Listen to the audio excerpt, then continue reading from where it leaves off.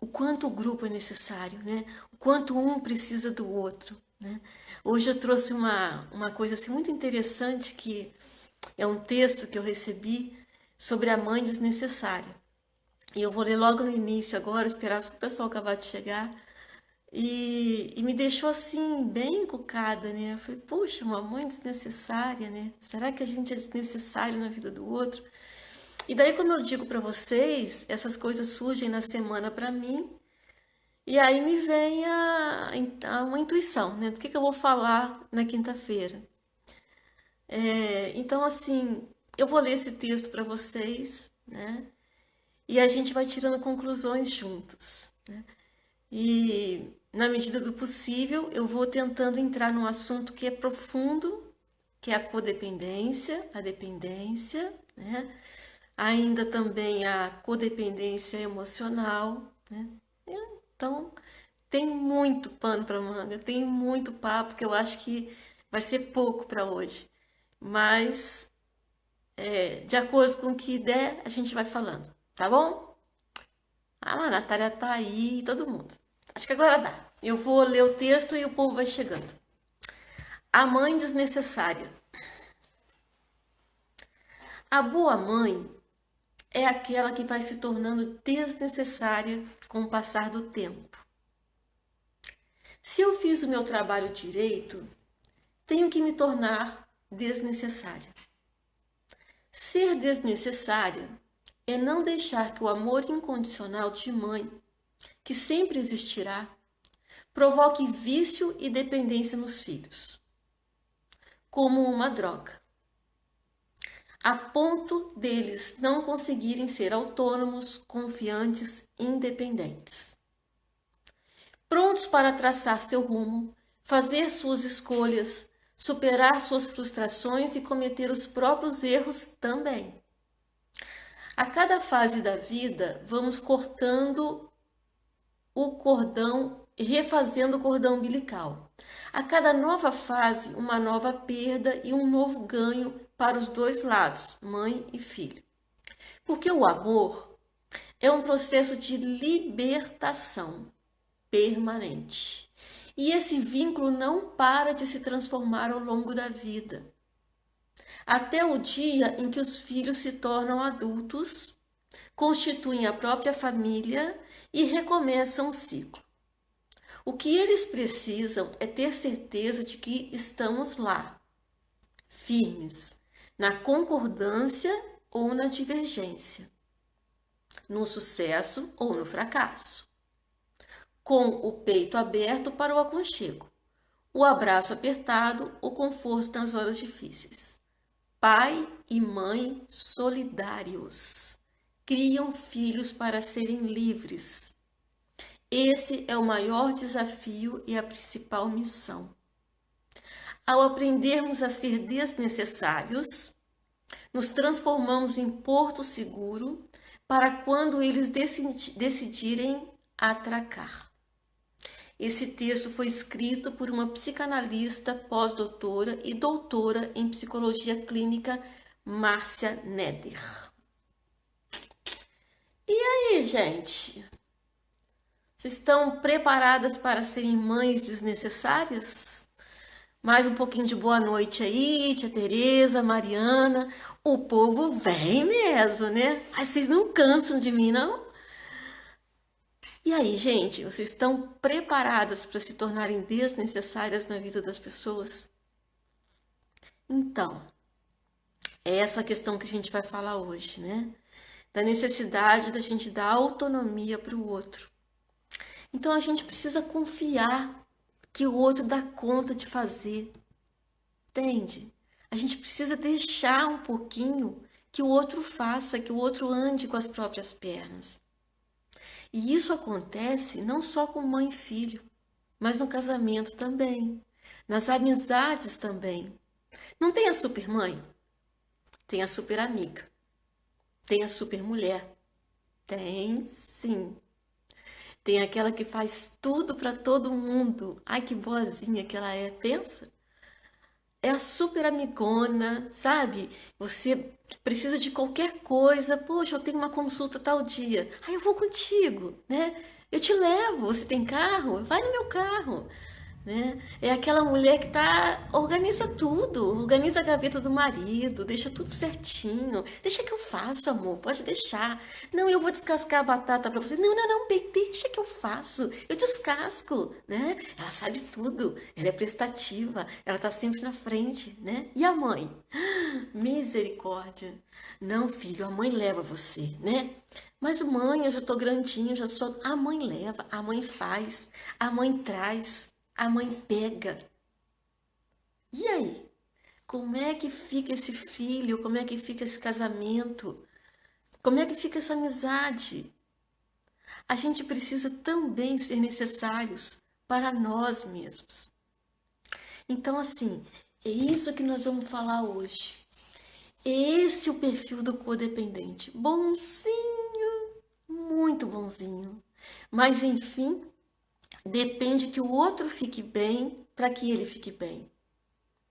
Ele não fica bem por si, ele fica bem pelo bem do outro. É lindo isso. Quando nós trabalhamos na compaixão, que é fazer o bem e deixar e entregar, sem deixar o nós de lado. Nós temos que nos cuidar para cuidar do outro. Então, nós nos cuidando, nós cuidamos melhor do outro. Ótimo, eu estou bem comigo mesmo, eu estou olhando para mim, eu desenvolvo um trabalho de compaixão com o outro. Que bom, que maravilha. Agora, eu estou fraca comigo mesma, insegura nas minhas questões, amedrontada com a vida e vou para o mundo fazer o bem. Aí eu me torno uma heroína, né? Uma pessoa do bem. Mas e eu? Como é que eu tô?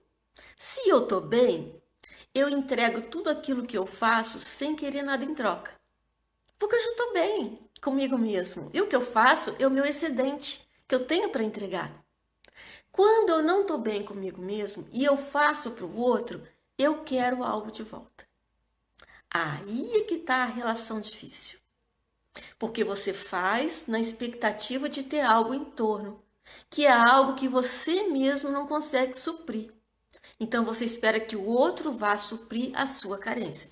Você passa a ser um codependente. Você cria condições que o outro fique bem, para que você também fique bem, mas ao mesmo tempo você cobra do outro aquilo que você fez. E aí, como é que fica na relação da dependência química? E aí eu te pergunto, quem chegou primeiro? O dependente químico ou o codependente? Hein? Quem sabe uma pergunta para vocês? Vocês acham que quem chega primeiro? A dependência química ou a pessoa que sofre ao lado do dependente químico? Hein? Pois é. Vamos lá. A dependência química, ela começa no uso recreativo, né? Quando jovem, quer experimentar, curiosidade, e os amigos e tal, e aquela coisa toda. Alguns continuam como usuários, outros desenvolvem uma doença, porque aquele prazer já não mais o sustenta, então ele começa a usar um pouco mais e passa a criar uma dependência daquela substância, desenvolve realmente uma doença, uma patologia, né? Mas, antecedendo isso, esse filho, essa pessoa, nasceu num lar muito provavelmente disfuncional. O que é um lar disfuncional? É onde a função de pai e mãe não está muito bem clara. Então, assim, a dependência química, ela é multifatorial. Eu não estou dizendo que efetivamente é por isso, tá? Existem questões que vêm na biologia da pessoa, na descendência biológica, vem na herança de comportamento, vem na convivência no lar. Então, são vários fatores que vão acontecer. Mas esse fator que eu estou falando para vocês é de uma família disfuncional. O que é uma família disfuncional? É onde um pai ou uma mãe não estão na função que deveriam estar. Quando um dos dois não está na função que deveria estar, o filho fica sem saber bem quem é quem. Veja, muitas vezes a mulher é tão mãezona, é tão cuidadora, que ela passa a ser mãe do marido dela. Tá? É aquela que não confia que o marido vai botar o sapato no lugar certo, ela vai lá e põe. Ela não confia que a gaveta do marido vai ficar organizada, ela vai lá e organiza. Ela faz a comida, ela faz tudo. Tudo como uma mãe. Ou ela tem esse marido como pai, né? Ela vai lá, gasta à vontade, o marido vai lá e paga, né? Ela vai sair com as amigas, o marido fica atrás e cobrando. Ah, você tá com uma saia curta, cobrando como um pai, por exemplo, né? Então aí já se perdeu a relação de marido e mulher. O que na grande maioria dos casamentos que tem um filho com dependência química, quando esse dependente químico fica bem, em recuperação, muitas vezes o casamento se dissolve. Porque casamento que se sustentava por uma dor, que se sustentava para manter aquele filho bem. Um casamento em relação de codependência com esse dependente químico. Então, até o casamento. Tem muito casamento que se sustenta por um marido alcoólatra.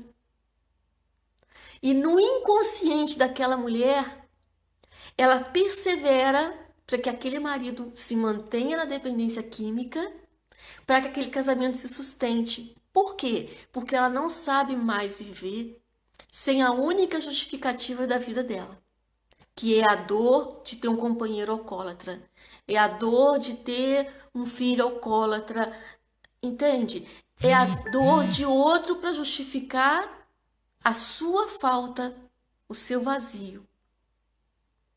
Então, a codependência, ela começa de uma disfunção da pessoa lá na sua formação, antes do seu casamento, antes de constituir a família. Quem foi essa pessoa? Que educação ela teve? Muitas vezes, na infância dessa mãe, desse pai, já houve abuso. Abuso na educação, excesso de repressão, excesso de violência física, né? E a gente vê isso muito na mulher, né? Aqueles pais hiperautoritários, muito, mas muito, né? Ou, minha filha, você é a filha mais velha, você não vai estudar, você vai cuidar de seus irmãos que são mais novos, né? Ou, o pai alcoólatra, a filha acostumada a lidar com o pai alcoólatra. Passa uma formação, uma adolescência, uma fase adulta cuidando de um alcoólatra, do seu pai. Então, muitas vezes, é a menina que fica nessa situação. Por isso que a maioria dos codependentes, na condição de família, pai e mãe, geralmente é a mãe, que é mais superprotetora, porque ela foi criada para cuidar. Ela foi criada para isso. E quando tem uma criação muito rígida, ela aprende a obedecer. Quando ela aprende a obedecer, ela cria nela uma crença limitante. Ela não passa daquilo. E quando ela vai para a vida, quando ela vai para procurar um companheiro, naturalmente ela vai procurar um companheiro que abuse dela, ou seja, que sustente a relação que ela tinha com o pai dela. Então ela vai procurar, a gente chama de abusador, e é um abusador. Então toda relação abusiva, afetiva, abusiva, ela vem dessa carência na infância, dessa criação autoritária. E se esse pai batia nessa filha, ela vai aceitar apanhar do marido. Ela não vai perceber que ela está numa relação abusiva, né? Ela vai se encantar com essa pessoa, porque ele é um príncipe encantado. No começo é. Assim, quem não se casou ainda, por favor, abram o olho. Os relacionamentos abusivos, geralmente, o abusador é um príncipe encantado. Ai, é uma graça. Ele faz tudo que você gosta. Aliás, ele é especialista em descobrir o que mais você gosta. Então fica de olho. Sabe? Aquilo que faz tudo pra você. Nossa, ele descobre tudo, ele sabe. Não. Aí você se apaixona não é pelo príncipe encantado. Você se apaixona pelo aquilo que existe em você, porque ele pegou bem direitinho o que tem aí dentro de você.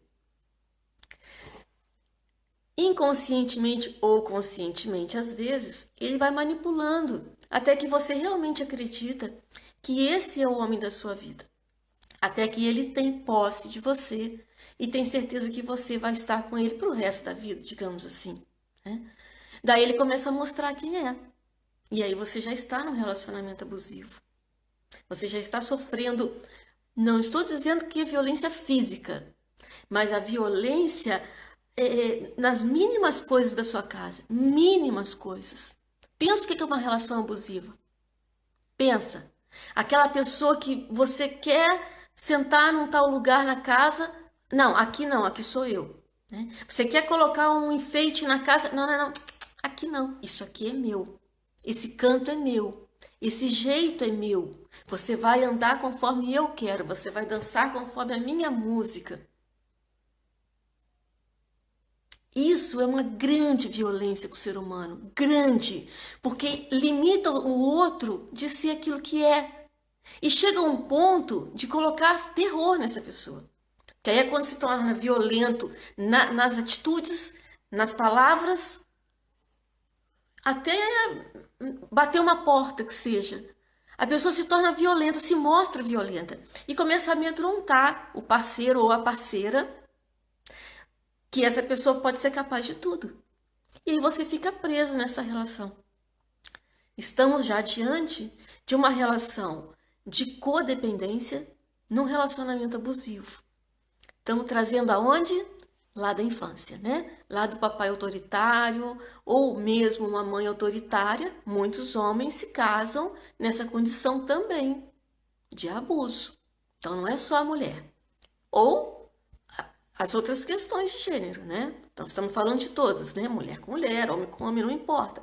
As relações abusivas, ela acontecem de qualquer maneira. Eu só estou falando para você perceber o caminho da onde é. Sendo assim, trazendo agora para a dependência química, né? Daí eu constituí uma família numa condição já de submissão, né? De obediência. E daí como é que eu me coloco para esse filho? Né? Como é que eu me coloco nessa relação? Eu já sou uma pessoa frágil, temerosa, né? Que já vim de um lar disfuncional. Como que eu constituo um lar que funciona? E aí, como é que fica esse filho que está se formando dentro de um lar que já não é funcional? Ele vem e sinaliza, né? Começa a fazer o uso recreativo, né? E talvez por essa falta de estrutura, porque também não tem de onde tirar. Vamos combinar. Essa mãe e esse pai talvez não tenham mais de onde tirar. Inevitavelmente pode acontecer. Se já tiver uma predisposição orgânica, pum, tá na dependência química. E aí?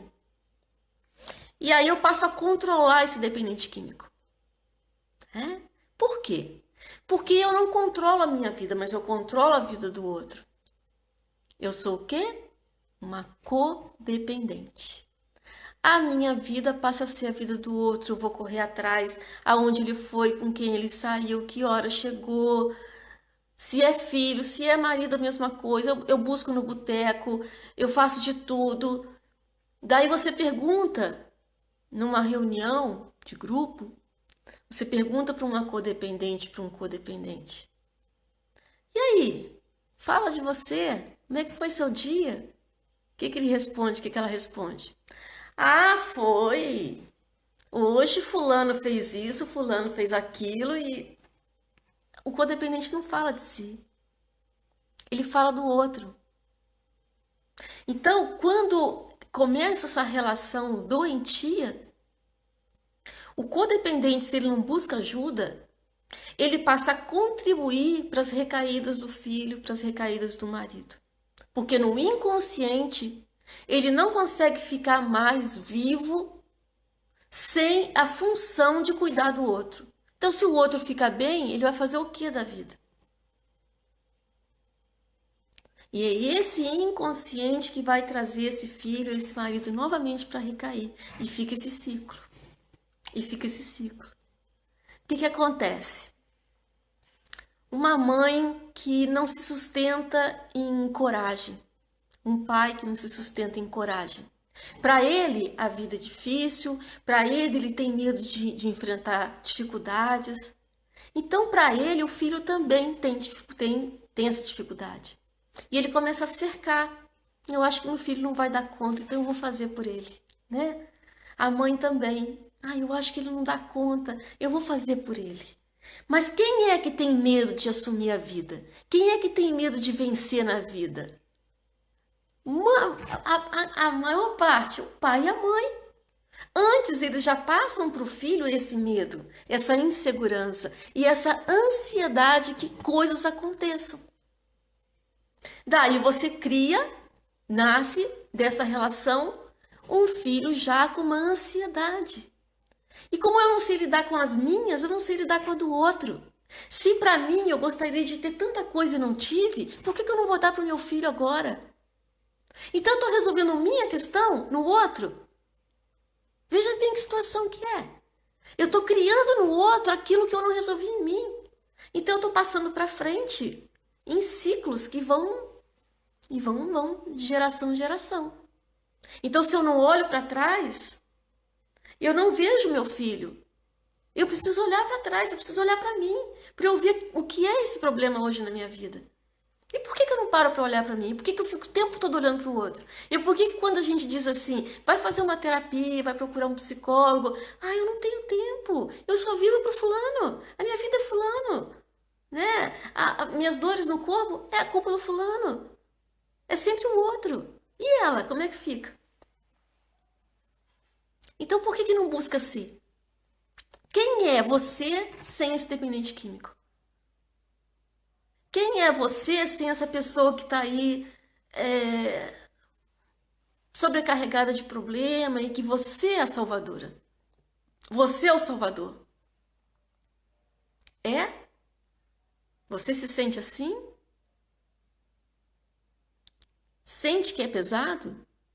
Porque se tá leve, tudo bem. Você tá na função. Você tá na compaixão. Você tá bem resolvido para ir pro mundo. Mas você tá bem resolvido para ir pro mundo? Você já olhou para você para poder olhar para o outro? Como é que a gente faz agora? Tá aí, na família, né? Já tá no uso abusivo do álcool, da droga, tá tendo confusão. Até onde vai agora? Aonde vai o teu limite de saúde, de resistência? Quem sabe agora, nesse momento, você já procura ajuda. Porque tem que ter um grupo de apoio. Não dá para levar isso sozinho, gente, não dá. Nós temos na quinta-feira, agora não, por conta da quarentena, né? O nosso grupo de família dos dependentes químicos em Pelotas é assim, nessa ajuda mútua. A gente tem que se ajudar, a gente tem que se fortalecer, a gente tem que se curar para poder levar para o outro melhor. Então, quando nós tratamos das famílias, nós estamos implorando para que tenham a consciência de que aquele dependente químico é a ponta do iceberg. É o sinalizador de uma doença que já vem, às vezes, de gerações na sua família. Por que não olhar para isso? Por que apenas ver no outro? Por que apenas justificar a tua dor e o teu sofrimento no outro e não olhar por que esse outro está na tua vida? É para você. Então, quando eu falo para as famílias, embora os rapazes estejam lá na comunidade com nós, é para eles ali que eu estou falando. Quem é que está se tratando? Quem é que está no grupo de família? E por que está? Graças a esse filho ou esse companheiro que está em tratamento com nós, acolhido. Então, ele é o quê? Ele é um bode expiatório. Mas ele é um sinalizador do bem. Vamos pensar assim? Ele é um sinalizador do bem. Eu falo isso para eles. Eu falo isso para eles. Vocês têm uma função pesada. Mas vocês estão sinalizando curas que podem vir de muitas gerações atrás. Se forem vistos. Se o dependente químico for visto como tal. Agora, se apenas for visto como um peso, um incômodo na família, então tira fora, eu não quero saber. Você não está aproveitando para se cuidar, para se olhar. Se veja, quando há um dependente químico na família, se veja qual o teu envolvimento nisso. Qual a tua responsabilidade nisso? Meu filho é dependente químico, a culpa é do pai, a culpa é da mãe? Não. Não estamos falando em culpa. Estamos falando em responsabilidade. Por que responsabilidade? Porque a família leva, no mínimo, 5 anos para admitir que tem um problema de dependência química na família. Por quê? Porque é vergonhoso. Porque vai abrir segredos para a sociedade. Depois tem que internar, não é? Todo mundo vai saber, né? Meu marido, meu filho ou minha esposa, é estranho. Então assim, vou tentar levando, vai dar certo, eu vou levando, não dá. Não dá. Porque chega um limite que não dá mais. Você fica exausta, adoecida, adoecido. E cada vez mais o dependente químico vai ficando pior. Então, se sinalizou, se está claro que é uma dependência química, que não é apenas um uso recreativo, tem que buscar ajuda. Se o dependente químico não quer ajuda, você vai se tratar. Você vai para uma terapia, você vai para um grupo, principalmente os grupos são ótimos, porque você vai se descobrindo nas partilhas que eles dão. Então, por favor, não ignore essa situação na sua vida. Não ignore um abusador na sua vida. Não ignore. E principalmente, peça ajuda. Peça ajuda em todas as circunstâncias. Seja o teu companheiro alcoólatra, dependente químico ou não. Mas ele também pode estar adoecido e fazendo um abuso na relação com você. E tem uma coisa. Se você decide se mexer, se você decide mudar, muita coisa vai acontecer. Falhou o sinal, voltou. Muita coisa vai acontecer, sabe por quê? Porque todo mundo te quer bonzinho. Todo mundo te quer obediente. Todo mundo te quer como você sempre foi. E aí você decide dar a volta por cima, cuidar de si, cuidar da sua vida. Tem um monte de gente que vai dizer, ficou louca, ficou louco, ficou desnecessária, como disse a historinha no começo, está virando desnecessária ou necessária para si. Porque nós não abandonamos um dependente químico, jamais. Mas nós cuidamos de nós para levar o melhor para o outro.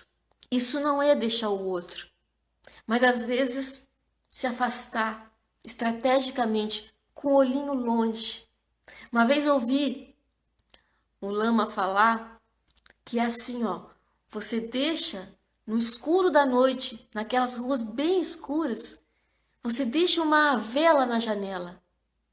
Porque aí, quando a pessoa passar, ela não se perde. Ela vai achar aquela velinha na janela, vai ter um ponto de luz no escuro para ele caminhar.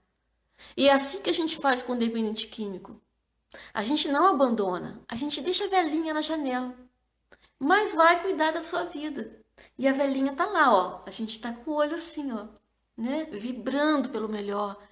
Mas é necessário que você dê a possibilidade para essa pessoa andar. Dê a possibilidade para ela se descobrir, para ela perceber também quem ela é. Então, se você não se vê que é necessário se encontrar, se conhecer, como é que você vai perceber que é necessário para o outro ter esse espaço? Você vai ser sempre dona dessa pessoa, sempre possuidora da vida dessa pessoa. E você não consegue que o outro ande com as próprias pernas e nem você. A supermãe, a supermãe, ela causa um estrago enorme nos filhos. Porque tem medo que os filhos se machuquem, porque tem medo que os filhos passem algum aperto, porque tem medo. Aí traz, não deixa, não dá espaço para ele quebrar a cara, sabe? Para ele arrumar a namorada errada, para ele perder o emprego, não dá espaço para ele ver o que é a vida. Depois sofre porque carrega esse filho nas costas durante um bom tempo. Tá com 30 anos, é o filhinho da mamãe. Como é que amadurece? Não passa necessidade. E por que que você não deixa seu filho passar necessidade? Porque quem é que tem medo da vida? Você. Daí você projeta nele o medo. Você projeta nele a insegurança. Quem é que tem que se tratar? Você. Tá difícil perceber isso? Tá ficando clara essa conversa? Falei que a conversa era grande? É muita coisa, não é? Da onde que a gente vem, gente? O que aconteceu na nossa infância? O que aconteceu com os nossos pais? Qual é a nossa história? O que a gente está fazendo aqui? Por que isso está acontecendo na minha vida? Eu vou investigar. Eu preciso ir atrás, eu preciso de resposta. Deixa eu ver se eu esqueci alguma coisa. Ai, meu Deus, é tanta coisa. Ah, sim, eu quero falar uma coisa muito importante para vocês. Tem um livro, esse aqui, ó. Não sei se aparece invertido para vocês. É a codependência nunca mais. Pare de controlar os outros e cuide de você mesmo. Olha, gente, esse livro é bom. Não só para problemas com relação com dependência química, mas abuso mesmo, afetivo, emocional, relações abusivas. Leiam esse livro, gente. Quem escreveu é a autora é Melody Beat. E ela, uma alcoólatra, né? Também de um lar disfuncional, e deu a volta por cima, e sem grandes pretensões, sem grandes formações, não é psicóloga, escreveu o livro do que viu, do que viveu, do que sentiu e virou um best-seller. Então, esse é um livro maravilhoso, eu indico muito. Bem, Lê, isso eu já falei tudo. Bom, se eu ainda estou falando para codependentes, assim, eu creio que sim, né? Existe um tripé da codependência, que é o autoconhecimento, a autoaceitação e o autocuidado. Então, gente, são pequenos movimentos. Pequenos movimentos. Qual é o primeiro movimento? Aceitar que eu tenho um problema de codependência. Aceitação, né? Eu olho para mim, eu reconheço que eu tenho esse problema. E eu vou buscar ajuda. Então eu vou cuidar de mim. Quando eu começo a cuidar de mim, nem que seja uma caminhada, algo que eu faço só por mim, que eu determine, que eu diga assim, olha, eu não quero nem saber, chova ou faça sol, esse horário é meu.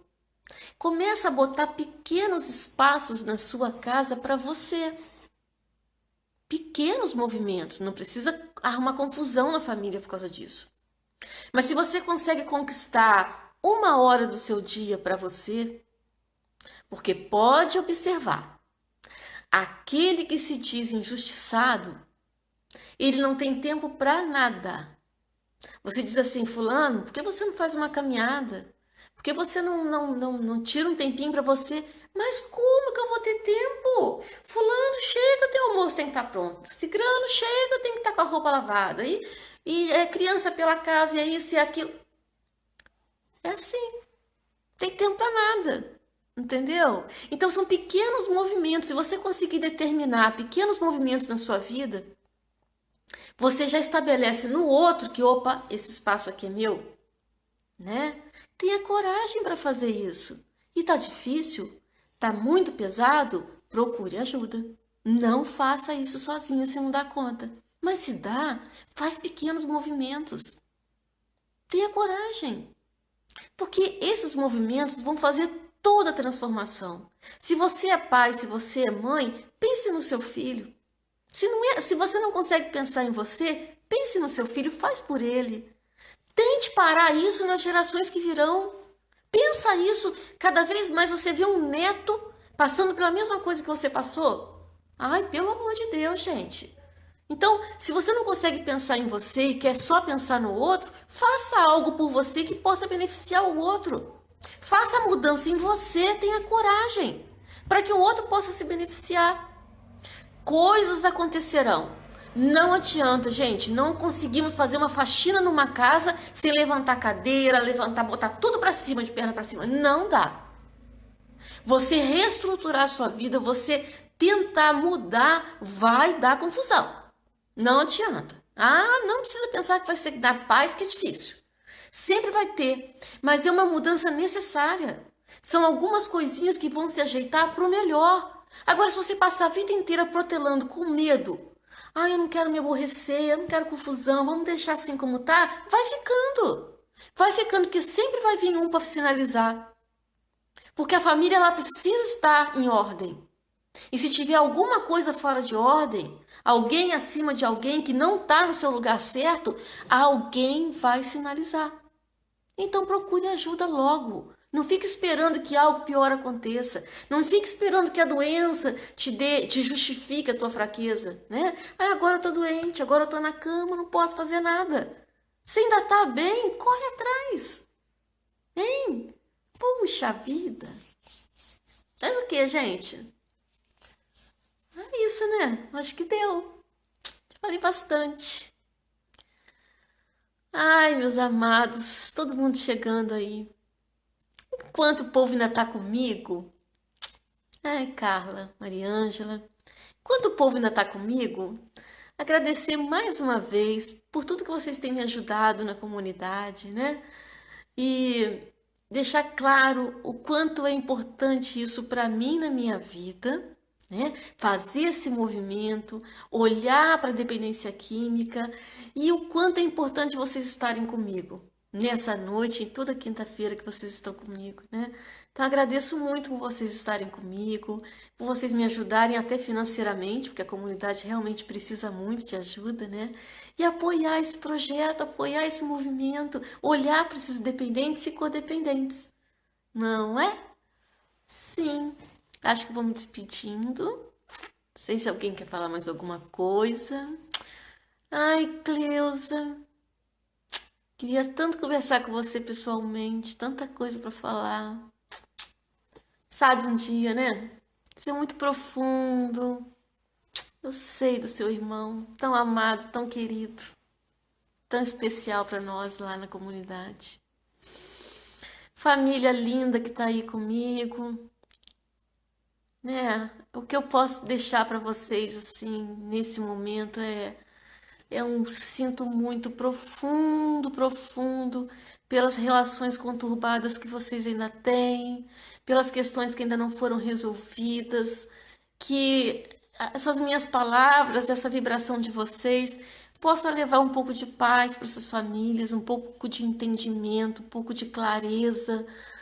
É isso que a gente precisa fazer. É um olhar e poder tentar levar algo de bom para o outro e assim a gente vai se ajudando, né? Mas olhem para vocês em primeiro lugar, estando bem, estando legal, aí você vai para o outro. Se não, vai cuidando de você primeiro, tá bom? Então tá, meus amores, eu agradeço muito. Hoje eu recebi, eu não sei se vocês topam, se vocês quiserem eu faço com vocês. Eu recebi uma mensagem da Mariângela, né? Como foi ontem? E achei tão bonito o texto. Dá para fazer tipo uma meditação mesmo, né? Então, se vocês estiverem afim, eu faço com vocês essa meditação. Vocês querem fazer? É uma coisa simples assim, mas para a gente dar um pouco de energia boa, de, como é que eu vou dizer assim, confiança, crença na vida. Que tal? Vamos? Vou colocar aqui, eu tirei o texto para eu ler. Eu vou colocar o som da mensagem e vou fazer com vocês. Faz assim então. Tem uma musiquinha que vai começar a tocar. Não quero botar muito alta para não incomodar. E vocês podem fazer assim, ó. Podem fechar os olhos um pouquinho? O que vocês acham? Querem fazer isso comigo? Vocês estão ouvindo a música? Ó.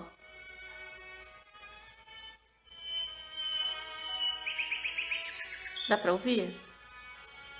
Querem fazer isso comigo? Querem fechar os olhos? Eu não vou fechar que eu vou ler. Mas olha só, fechem os olhos um pouquinho.